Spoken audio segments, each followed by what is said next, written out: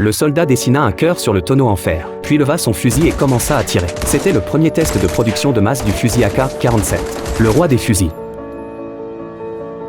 Le bruit des tirs attira 2 soldats de patrouille, qui capturèrent Kara. Mais Kara affichait un sourire satisfait, car il savait qu'il avait réussi. Le général était complètement perplexe face au comportement de Kara, ne comprenant pas pourquoi une arme l'avait poussé à enfreindre la discipline pour être testé. Alors Kara conduisit le général jusqu'à son atelier, et commença à démonter l'arme devant lui. Le général remit l'arme en assemblage, et remarqua que sa construction était simple, sans pièces inutiles. Le général estima que son propre fusil d'assaut n'avait plus besoin de passer des tests, et pensa que le design de Kara avait beaucoup plus de potentiel. Bientôt, le concours annuel de développement d'armement commença. Pour simuler les conditions de combat réelles, tous les fusils devaient d'abord être immergés dans l'eau, puis roulés dans le sable jaune. Sous ces conditions extrêmes, beaucoup d'armes se bloquaient, mais celle de Kara ne fut absolument pas affectée, et réussit à atteindre la cible avec précision. Ainsi, après avoir remporté le concours, l'AK-47 entra en production de masse. En 1949, Kara fut invité à Moscou pour recevoir les honneurs de Staline, et a participé au défilé militaire de cette année-là. En voyant tous les soldats équipés du fusil automatique qu'il avait conçu, Kara ressentit une immense fierté. l'AK-47 était sans conteste le roi des fusils.